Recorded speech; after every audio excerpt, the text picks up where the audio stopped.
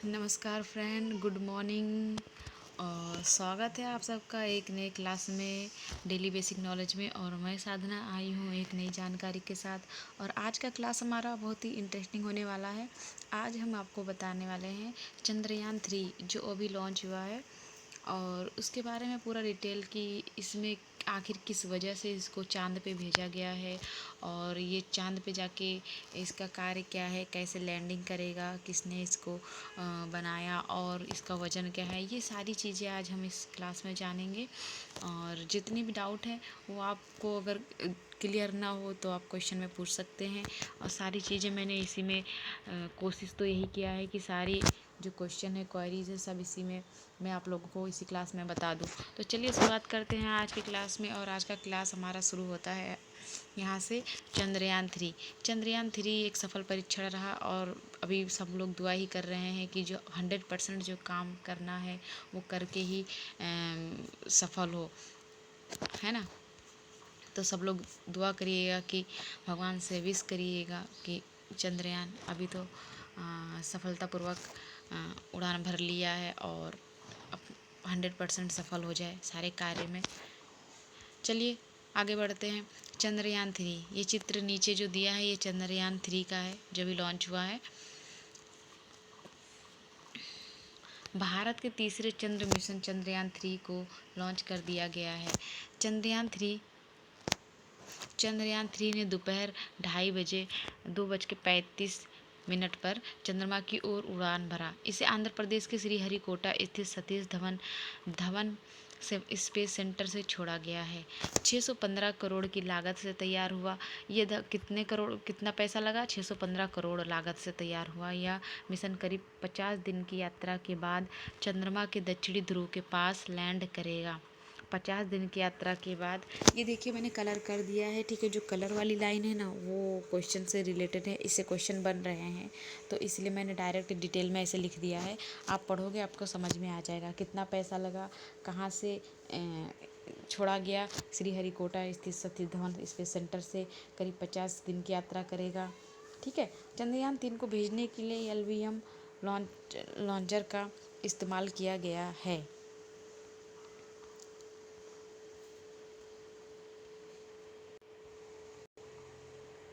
LVM launcher का इस्तेमाल किया गया है। और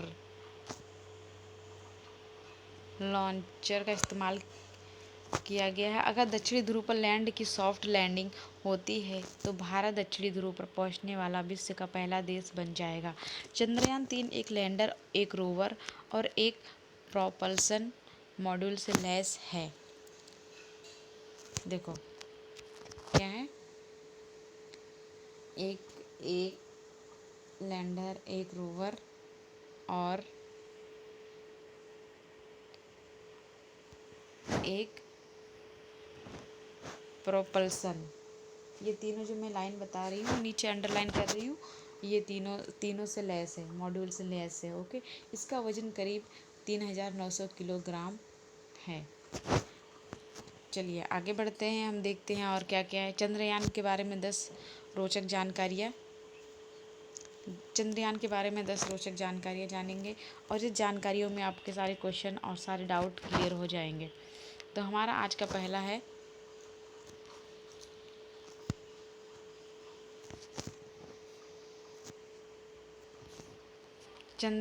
पहला टॉपिक है चंद्रयान 3। भारतीय अंतरिक्ष अनुसंधान संगठन इसरो की तरफ से इस लॉन्चिंग को तैयार लेकर बनाया गया है कि तीसरा चंद्र मिशन चंद्रयान 3 साल 2019 के चंद्रयान 2 का अनुवर्ती मिशन है। भारत के इस तीसरे मिशन में भी अंतरिक्ष वैज्ञानिकों का लक्ष्य चंद्रमा की सतह पर लैंडर की सॉफ्ट लैंडिंग का है। ठीक है, इस मिशन का क्या है कि अंतरिक्ष पर सॉफ्ट लैंडिंग। मिशन में भी अंतरिक्ष वैज्ञानिकों का लक्ष्य चंद्रमा की सतह पर लैंडर की सॉफ्ट लैंडिंग का है। दूसरा क्या है रोचक तथ्य में, चंद्रयान 2 मिशन के दौरान अंतिम पलों में लैंडर विक्रम पथ विचलन के चलते सॉफ्ट लैंडिंग करने में सफल नहीं हुआ था। इसका उद्देश्य चंद्रमा की सतह पर सॉफ्ट लैंडिंग और भारत की क्षमता का प्रदर्शन करना है। और ये जो चंद्रयान-3 है इसका उद्देश्य ये है कि सॉफ्ट लैंडिंग करना है और भारत की क्षमता का प्रदर्शन करना है, ये काम है। उन्होंने कहा कि चंद्रयान-3 उच्च स्तर पर काम करेगा। चलिए आगे बढ़ते हैं। हमारा तीसरा क्या है? तीसरा है चंद्रयान-3 के बारे में।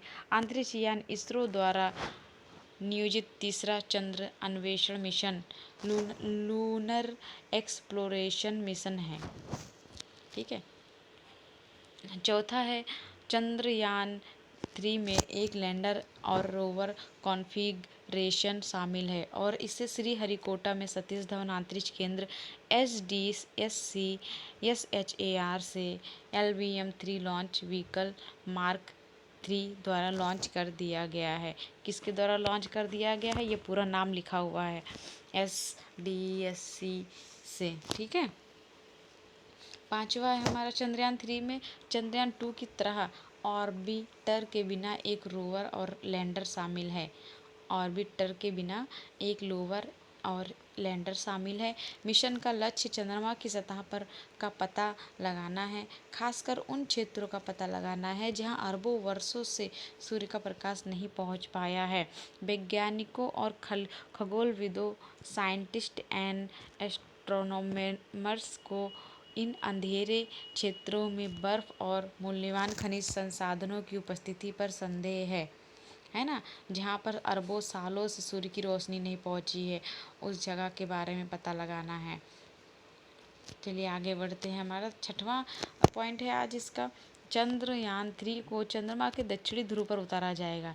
इस मिशन को सफलतापूर्वक पूरा करने के लिए इसमें कई अतिरिक्त सेंसर को जोड़ा गया है। इसकी गति को मापने के लिए इसमें एक लेज़र डॉपलर वेलोसिमीटर सिस्टम लगाया गया है। इसकी गति को मापने के लिए इसमें क्या लगाया गया है? एक लेज़र डॉपलर वेलोसिमीटर सिस्टम लगाया गया है ना। सातवां पॉइंट है इसका, चंद्रयान-3 में चंद्रमा के दक्षिणी ध्रुव पर सफल लैंडिंग भारत की तकनीकी कौशल और अंतरिक्ष अन्वेषण की महत्वाकांक्षी खोज को प्रदर्शित करेगी। चंद्रयान-3 पृथ्वी से परे मानव उपस्थिति का विस्तार करने और भविष्य के अंतरिक्ष अभियानों के लिए रास्ता साफ करने के लिए बड़े लक्ष्यों में योगदान देता है। ठीक है। रास्ता भविष्य में अंतरिक्ष अभियानों के लिए रास्ता साफ करने में बड़े योगदान देते हैं, बड़े लक्ष्यों में योगदान देता है। आठवां हम देखते हैं क्या है इसके बारे में। चंद्रयान-3 आठवें में क्या है?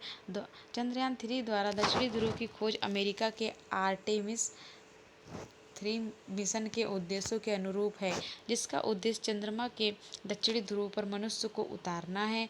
चंद्रयान-3 द्वारा जुटाया गया डेटा भविष्य के आर्टेमिस मिशनों के लिए मूल्यवान जानकारी और समर्थन प्रदान करेगा।